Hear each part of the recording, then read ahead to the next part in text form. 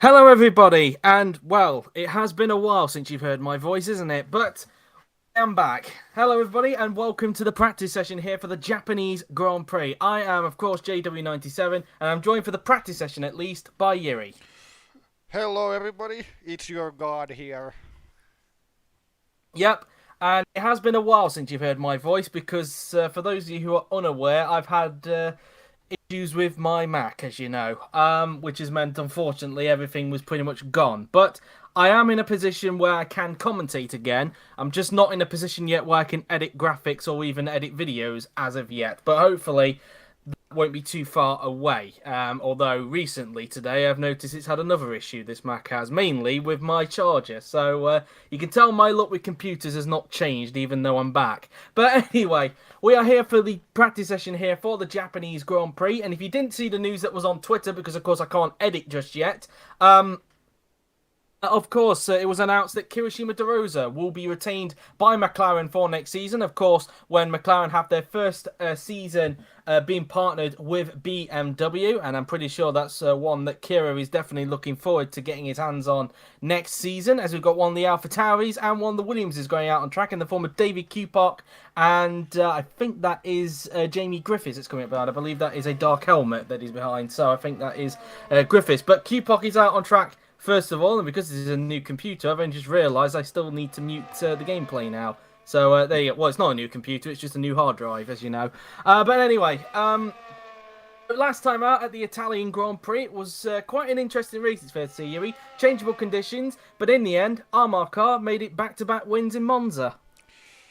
Yep, great performance from him, and he's really bringing that car into a title fight that at points looked quite unlikely. And yeah, I've told a few times that if he manages to win or even almost win, I'm going to talk some things about the Red Bull versus the Mercedes because there's things that could be needed to talk. Yes.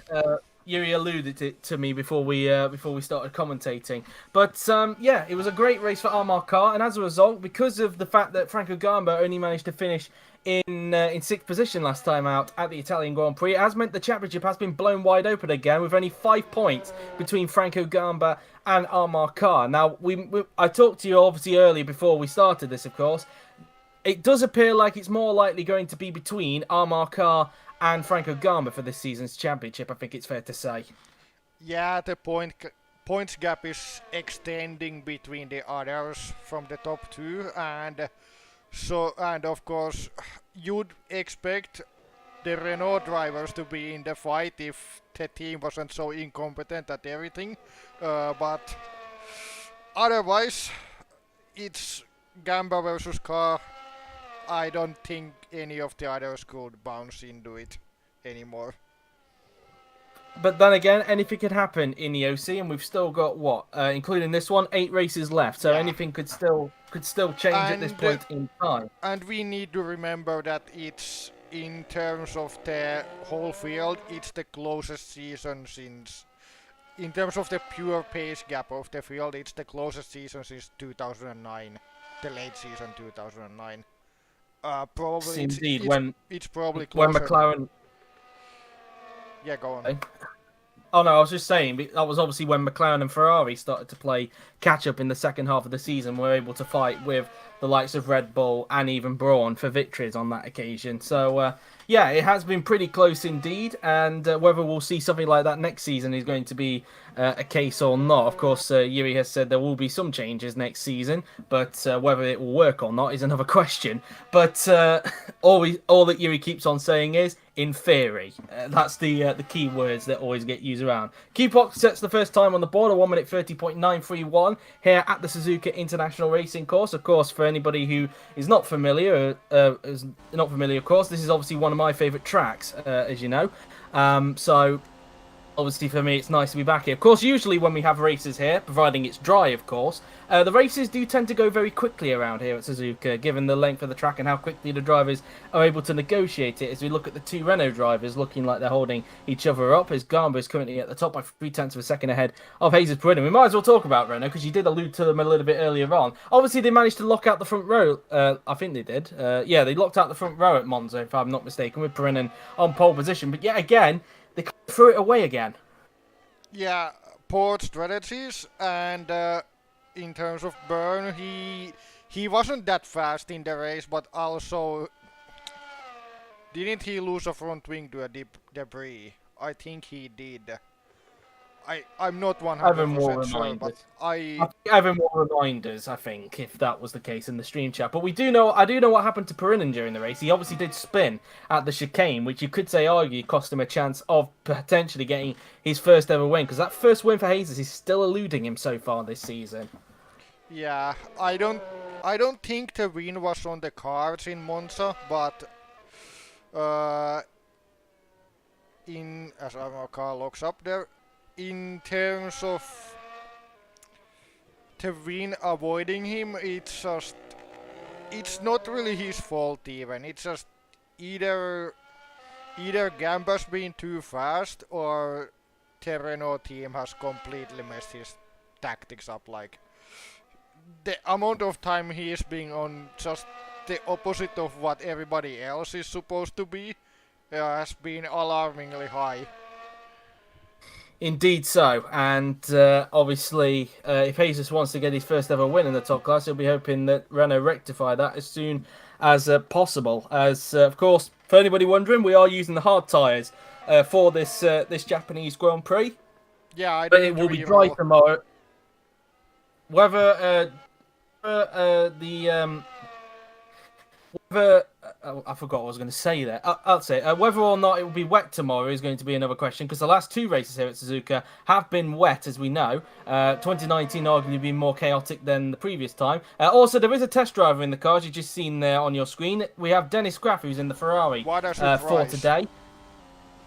Surprise, surprise, yes. Another requested day for Graff, indeed. And I think he's the only test driver, if I'm not mistaken. I'm not sure if there was meant to be... I think, actually, was Sinano meant to be driving for this? I'm not sure, because I remember Evan saying he was allowing Hento in the car at one of the races, but I'm not sure. Well, I don't remember seeing a message about that, but I think Williams had the driver more than once. I'm not sure, but yeah.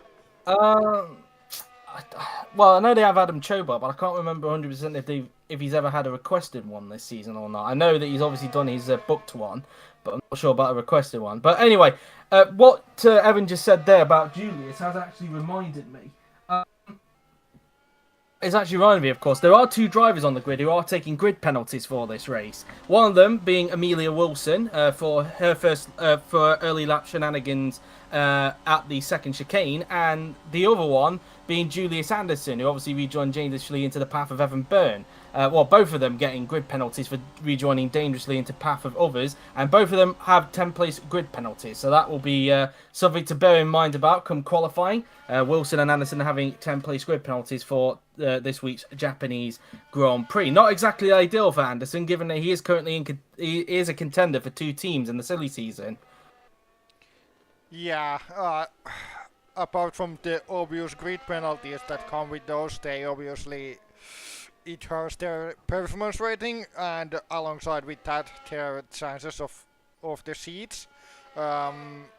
So far, I wouldn't say it's like game over yet, but with those cars that they have, recovering tomorrow might be a bit difficult. So it could be another race where they might not do much of note, but you never know.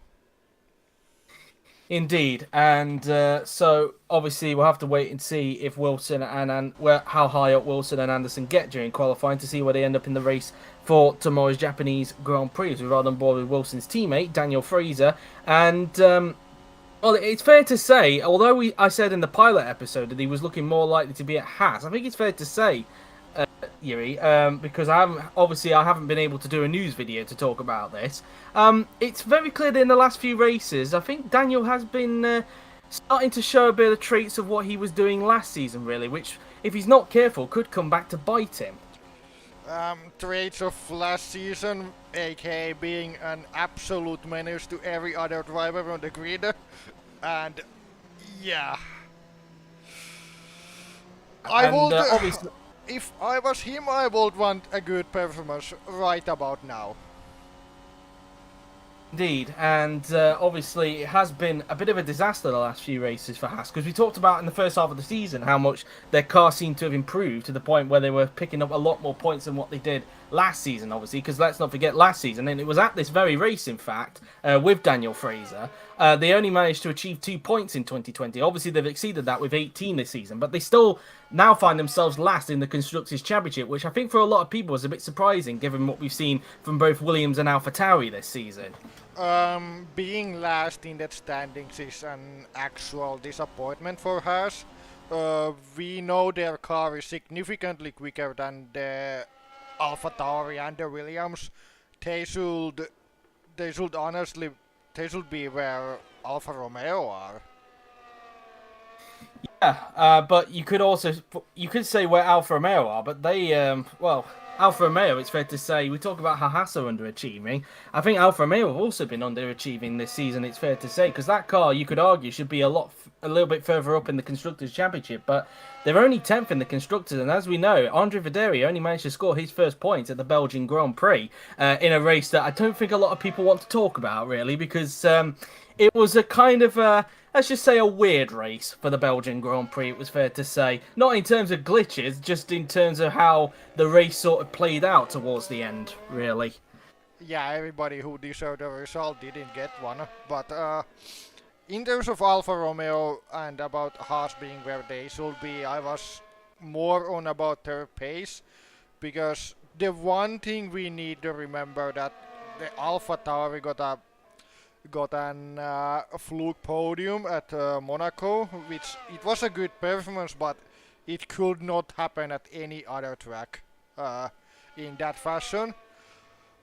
Yeah. The Alfa Romeo and the Haas pace-wise are much more closer to each other than they are to Williams and AlphaTauri. So there is definitely some criticism that needs to be given to the drivers, and in terms of Alfa Romeo as well, Guag was amazing in the first half of the season, but has completely lost his way after the sign-ups opened, basically.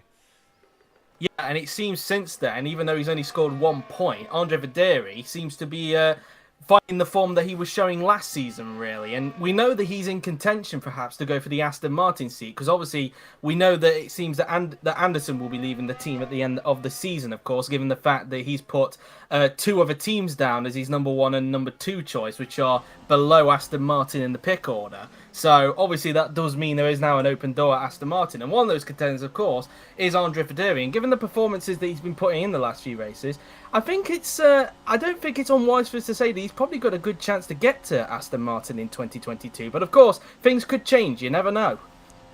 Yeah, at this point you would say that he has a good chance there. Something that I wasn't willing to say earlier on, because he had his early part of the season was beyond horrible, to be honest. But yeah, now he's picked it up.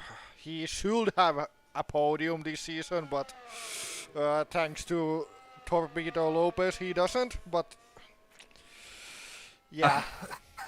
I think it's fair to say, back at that British Grand Prix, people were really, really gutted when that happened, because we honestly thought we were looking at a miracle podium there for Verderi, but unfortunately, it just wasn't to be, and it happened in the cruelest way possible, really, that it didn't happen. You could say similar to what happened in 2019 with both Kupok and Motrin at Sochi, but obviously I think this one was definitely way more painful, given that it happened on the very last lap of the race when the incident between Verderi and Lopez happened. So, yeah, obviously he has since, of course, as we mentioned, picked up a point, but it obviously came at the worst Grand Prix to do that, really, which was the Belgian Grand Prix, given everything that kicked off in that race. Hopefully, once I'm at a stage where I can start to edit again, you guys will be able to see that in the highlights. But hopefully, I'll be able to get to a point very soon where I can edit. But let's see. Anyway, enough about me whinging about my Mac. We now look at QPOC, who's 2 temps up on his personal best in the middle sector. Of course, he will be at AlphaTauri next season. Of course, that got confirmed in the first news video of the season. The only one that's been out since, because after that, my Mac decided to have issues, really. So, obviously, doing a very good job this year is QPOC. Of course, didn't score points last time out in Monza, only finished in, I think it was 15th. Obviously, Gal was able to outpace him in that race that time by finishing in 13th position, although still no points for AlphaTauri in that race, but looking pretty decent around here. Of course, this is Honda's home race, let's not forget, so both Red Bull and AlphaTauri will want to put on a show at Honda's home track. Of course, Honda obviously own the Suzuka International Racing course, so they'll be hoping to do a good job. And obviously, I will point out as well with Red Bull, a little bit of an exclusive. They were originally meant to have a special livery for this race, but obviously due to everything that happened on my end, that wasn't able to happen. So Franco has agreed that if I'm able to get things done by Brazil, which I think I should be able to, but never know. They're going to have a special livery at the final race of the season. So we'll wait and see. So that's obviously the plan, but we'll wait and see, of course. I should be able to get back before then, but I don't know with these things. Anyway, as we now look at we weren't looking at Armor Car, actually looking at Evan Byrne, but Carr has actually got up into third place as the Ferrari test driver, Dennis Graff, managed to get himself into fourth. Ooh, that was very close to contact there between Evan Byrne and Felix Sontag at that point, as they make their way at a spoon curve and make their way down towards the crossover section. As Byrne now, they're trying to have a look on the inside of Felix Sontag as they make their way through into 130R, but it wasn't going to work out, so that's where it stays. Well, actually, Byrne did get by there. I'm losing my train of thought. It's been a while since I've been commentating, so I'm trying to get rid of some rustiness. So, anyway, here is Roland Motrin now then, in the Aston Martin, and as Evan alluded to in the stream chat, it's fair to say that it's a bit of a rough season for Roland Motrin, and whilst he is in contention to be retained by Aston Martin, it's not really that simple, as we alluded to in the pilot episode. Yeah, Roland's been honestly quite invisible this season. While Julius has had more of those performances where he's way up the field compared to the car, Roland is just thereabouts. He's not doing horribly bad, but he's also just usually when you look at the races and then Roland's finishing position, you just look, oh, that guy exists. Yeah, he hasn't really shown the same sort of pace that we saw from him last season, where he came close to winning races, but for whatever reason, he had it the didn't third work out. fastest car last season, though. Yes, I know, but at times, especially in the first half of the season, he was actually on, you could say, on par with Rogue. Yeah, but ended up losing to Rogue. Yes. Laura Chong's got a problem, and that looks like something to do with the rear left. It looks like the rear left has gone up, and that's her session done with. Laura Chong, who, of course, in the last couple of races, fourth in the last 5 races, has actually failed to finish, has suffered some problems. And it looks like it's a suspension failure on the rear, from it looks like, because it looked like the rear tyre was a little bit up in the air. But that's Chong's session's done with, and she will not take any further part in this practice session. So, obviously, she will be staying at Lamborghini, of course, next season. She obviously got confirmed in the first team news, but it's safe to say in the last few races, she has suffered a lot of bad luck, it's safe to say, Yuri. Yeah, she has. I'm going to have some trouble commentating while I'm doing this thing. Hold your thought then for a moment whilst you obviously sort out the spare car ban, because of course Chung will not be able to take further part. Now I need to wait until her car number appears. Okay, it's there, and I do click that fast before she can actually get out. Okay, let's take a look. And okay, Cheers. she should be locked. I'm just wary of what happened in that Formula E session. I think that might have had. I think it might have had something to do with what happened. The fact that there was only select cars being allowed to go out on the track. So I it was partly that, but I do think I might have selected the wrong car at that time around. Yeah, I need to remember a few numbers for next time before I actually start uh, thinking about making all of the cars go out in that. But yeah, yeah, as we were saying, Chung has had quite a lot of bad luck this season. It's fair to say. yeah, now part of the Lamborghini's unreliability is kicking in, but also there's just been some unfortunate situation for her. In terms of performance for in her part, there's really nothing to complain about though. Yeah, indeed. And obviously, she will, of course, be at Lamborghini next season. The question is, though, who will be her teammate? Will it be Rahul Patel or will it be Julius Anderson if he misses out on the Renault seat? Well, given the last couple of races, it's safe to say that Patel has been on form as of late. Yeah, on form or a bit lucky maybe. I mean, few people were saying that he just appeared into the higher positions in both Belgium and Monza. Uh, but yeah, if he keeps that up, he's probably going to be quite safe.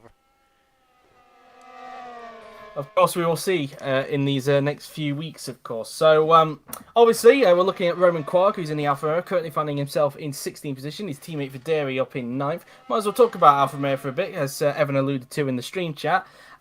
It could be quite interesting in the silly season with this team, because it looks like they're going to have a new lineup for next season. A lot of contenders, as I mentioned in the pilot episode. Obviously, you've got the likes of Amelia Wilson, who's a contender for that, as it's looking like she's going to leave Haas at the end of the season. You obviously have Ben Valdinger, who used to be a test driver for Alfa Romeo and is currently a championship contender in Formula 2 this season. Obviously came close to getting a top class seat a couple of seasons ago, but it didn't work out. You obviously have Robert Ionescu in there. You obviously have Ruslan Protsiuk is in there as well. There's quite a lot of contenders with Alfa Romeo, and it could really go either way, Yuri.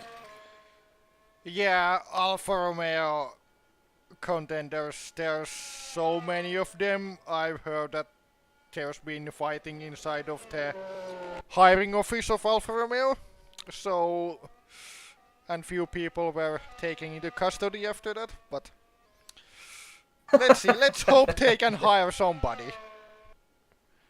And we won't do a...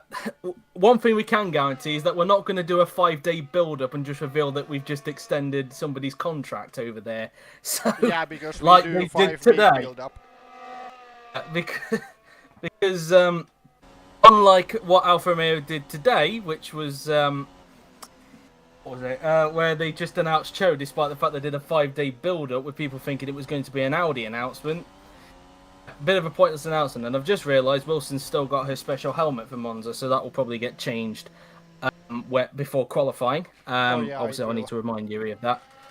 So, anyway, so with just over 17 minutes to go, this is what the leaderboard currently looks like then. It's Garber at the top with Perrin in second, Car third, with Ferrari test driver Dennis Graff in fourth, Lopez in fifth, then it is Willows in sixth, followed by Chung seventh, De Rosa in eighth, then Videri ninth, Wilson in 10th, followed by Roke 11th, Kupok in 12th, Byrne 13th, Patel 14th, Gal 15th, Quag in 16th, who we're viewing right now, Sontag 17th, Galloway all the way down in 18th at the moment, Anderson in 19th, Griffiths in 20th, Fraser 21st, and Motrin in 22nd position. The only driver so far to be over 2 seconds off the pace of the top man at the moment, which is current championship leader Franco Garber. As Graf gets under the get, Anderson and Wilson, for anybody who's just joined, of course, both of them have a 10-place grid penalty for qualifying, so wherever they end up in qualifying a little bit later on, they will drop 10 places back for the race. As Roman Quag, meanwhile, just crosses the line in the Alfa Romeo and does not improve, stays where he is. Of course, one of the three contenders for the 2 Renault seats. Obviously, you've got Jesus Perrin in there, who's looking to be retained. And, of course, you've got Julius Anderson,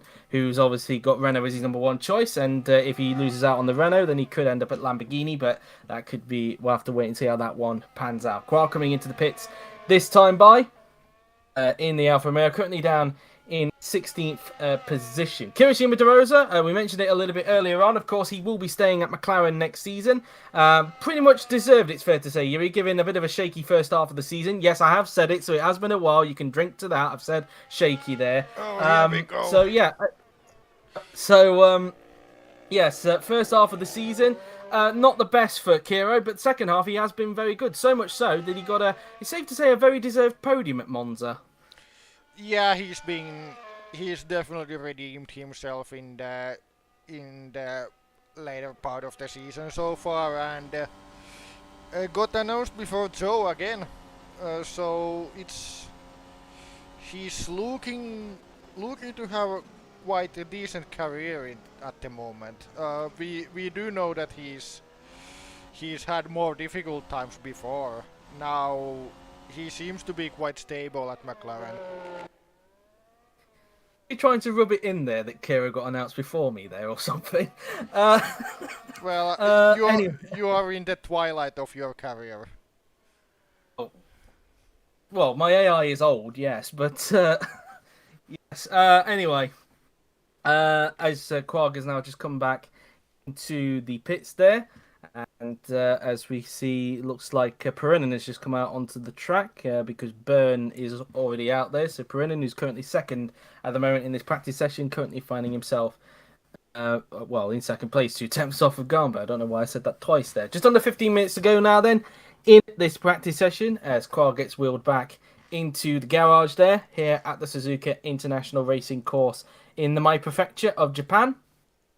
As wait for the auto cam to do its thing, as Lopez meanwhile gets up into 4th place in the Mercedes. So P3 and 4 now for the 2 Mercedes drivers. Lopez, fair to say, the last couple of races, although it looked like he was starting to pick up form again, hasn't scored points in the last couple of races. Well, for various reasons, really. Of course, in Belgium, he was looking set to finish in second, but then made an error at the top of Radion and not just took himself out of the race, but also took out Chatfield from that race. And in Monza, it's safe to say Mercedes got the strategy completely wrong when it came to the changeable conditions.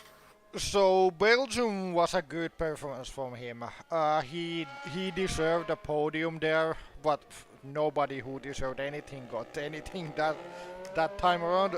Monza was one of the worst strategy decisions I've seen a team do in any history of the OC ever, but also alongside with that, it was one of his own worst performances in his career, because even on the times where he should have been fast, he was still slow enough where I'd say his teammate was probably like 6/10 faster. Yeah, indeed. And still so far this season, Lopez is yet to get a victory in 2021. Arguably probably should have had at the Austrian Grand Prix if he had not caught debris from the retiring Renaults in that race. But yeah, still here to get a first win of 2021 for Lopez. And it's looking more and more likely that he's not going to get a 3rd successive title. And it looks like, as we alluded to earlier, it's looking more and more likely that the championship is going to be between Garber and Carr this season. Red Bull versus Mercedes for the championship in 2021. Where have you heard that one before? So Garber now then making his way towards 130R as he's 1.2 seconds down on his personal best as he makes his way towards the Casio chicane now then through the right and then into the left, making his way around the right-hander before making his way across the start-finish straight as Garber crosses the line now then and does not improve. He stays where he is as the Williams behind of Felix Sontag, I believe that is, has just crossed the line as well. It looks like half the field are in the pits. Obviously, Chung will be in the pits for the remainder of the session for anybody who's just joined us because, of course, Chung broke down thanks to what appeared to be a suspension failure for Laura Chung. And that means she cannot take any further part in this practice session and she won't be allowed back in the car until qualifying. It's Garber now then making his way towards the double right-hander before making his way towards the crossover section of the racetrack as he's 3 tenths down on his personal best in the first sector there. What the hell is going on? Garber now then making his way up the hill towards the hairpin. So he currently finds himself, currently still top at the moment with a 1 minute 29.437. Nobody's been able to top his time yet as of yet. Galloway all the way down in 19th at the moment. That's because, as well, Qpoc's made a mistake there. And avoid the wall, Qpoc, because I know that Rob has a bit. Can he avoid the wall? And the answer to that is, I think he might be able to. He's just basically going to go to the pits. So. Good job for surviving that. Usually nobody survives that. As we saw in 2014 with Anderson and Ionescu to a certain degree. I don't think Ionescu wants to reminisce about that one. But anyway, as Qpop makes a mistake for the Cassius game, but thankfully survives. So it means his practice session has not been cut short there. But a bit of a driver error there for David Qpop. Will he pull into his garage? Yes, he will. He will pull into his garage. He said, no, I am not continuing that one. I've given up. I'm going back in the box. So anyway, there's Jake Galloway in the Ferrari. He's just gone out onto the racetrack. Hello, Ferrari currently mechanic. all the way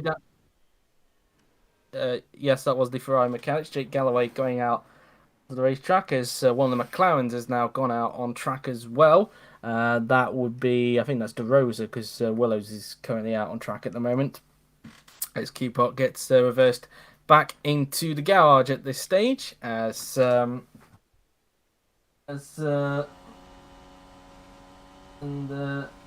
anyway, I think Evan just asking a question there: who people believe will be the AlphaTauri lineup in 2022, and it seems a majority believe it will be Miklos Gal again for next season to partner alongside David Qpop. But of course, we'll wait and see. I mean, I did allude to in the first episode that if he starts to drop off quite a lot in these remaining races, then it could give Andreoli a chance. But I think it's safe to say at the moment, Gal is probably more likely to get retained. But we'll have to wait and see, of course. As Rote, meanwhile, only in 11th place at the moment, over a second off. And, of course, another man who is still yet to be announced, because, of course, last week at the Italian Grand Prix, the worst-kept secret in the OC, it was announced that Evan Byrne would indeed be going to Red Bull in 2022. And the only question now remaining is who will be his teammate in 2022. Will it be George Rote to reunite the partnership that Red Bull had in the last four races in 2006? Or will it be someone else, like Jesus Perinin or Rahul Patel if they miss out on their first choice? It will be interesting to see. And, of course, it will be interesting to see which way that will go. And, of course, George Rote doing everything he can to ensure he stays at the Milton Keynes-based team for next season. So he'll be looking to see if he can try and get his second half of the season boost that he sometimes has underway, like we saw in 2018, although it hasn't really come to fruition as of yet, it's fair to say. Perinin, well, we're looking at him. Still yet to get his first win off the board as Perinin now crosses the line and does not improve. He stays where he is as the Haas and the Aston Martin behind also cross the line as he makes his way through into the first two turns then. So not really much movement going on in the standings at this point in time. As Perinin now they're making his way through the long sweeping right-hander. Now, might as well mention, of course, it was meant to be last week, but finally yesterday, the 2022 Formula E sign-ups officially opened.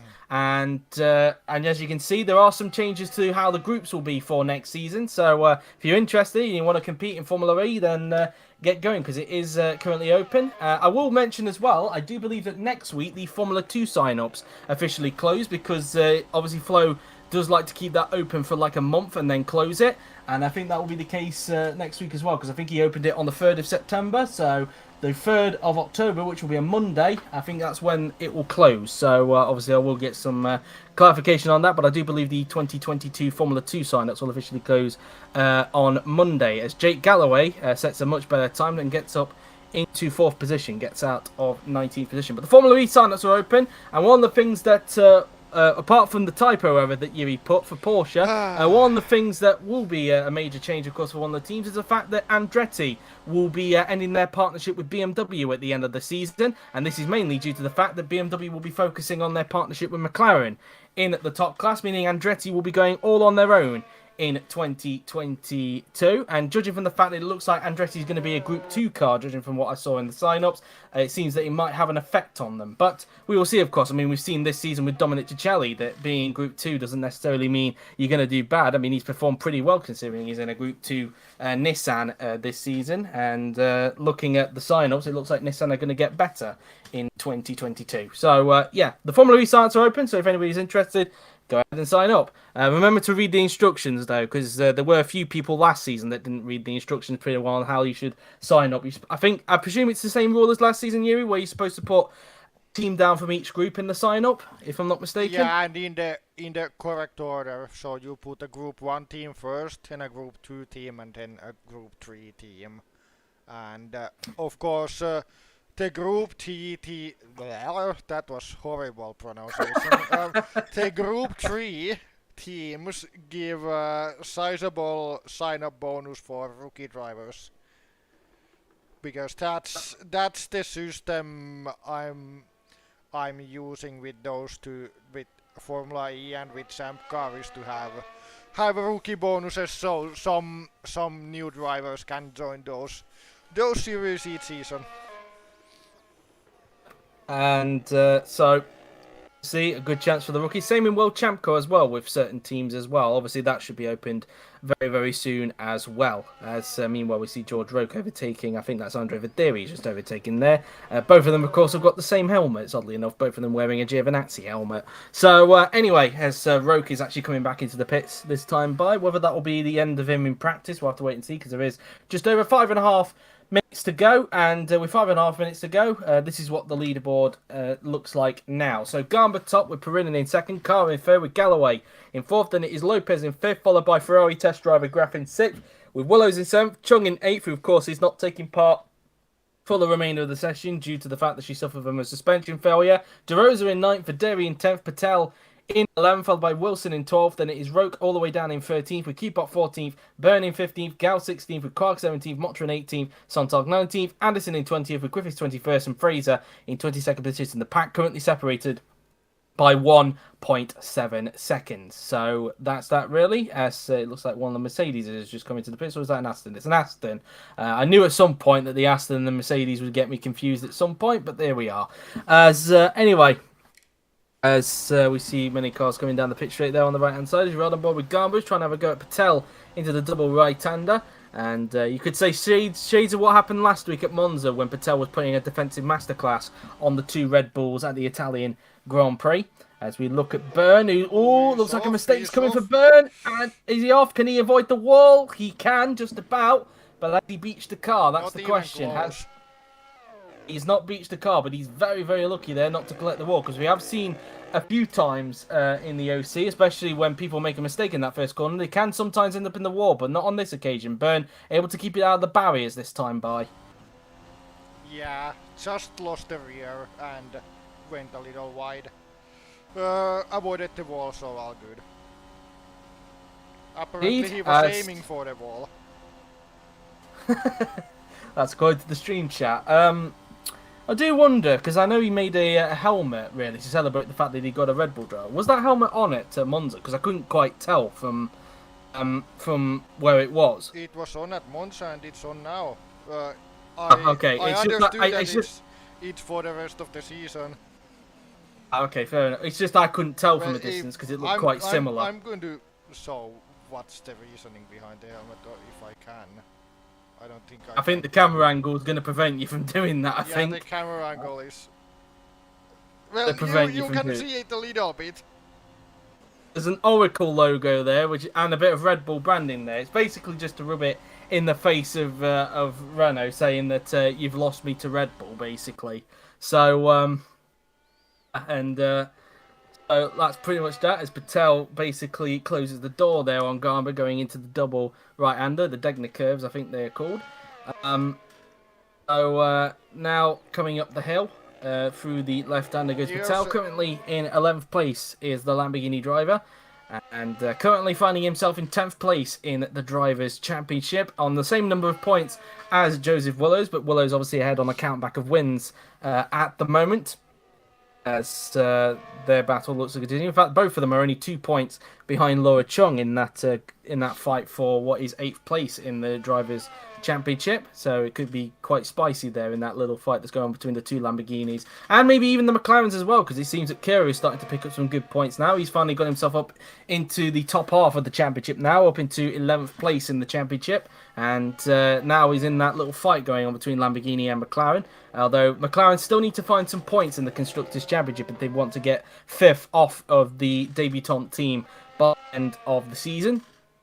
This car now then currently up behind, that's Dennis Graff, I believe he's coming up behind in the Ferrari. And in fact, Graff's coming into the pit, so his session will come to a close as here comes Jake Galloway in the Ferrari. Across the line he will go, as I think we're going to stay on board for the remainder of it, I think. And yes, we will. So Q-Pot now then coming down the hill, making his way onto the pit straight now. Then will come David Q-Pot in the AlphaTauri, and across the line he will go, and he does not improve as here is Quarg now. Then he's going to have at least 2 laps, I think, depending on how much time there is left on the clock when he crosses the line. Here comes Amar Khan now then in the Mercedes, just coming around the right-hander, and the man who won last time out at the Italian Grand Prix is now going to cross the line, and he does not improve. He stays where he is, as like Wilson, who was coming into the pits that time by. As here comes Fraser, who's just coming around 130R now then, currently in last position, and doesn't look like he's improving at all.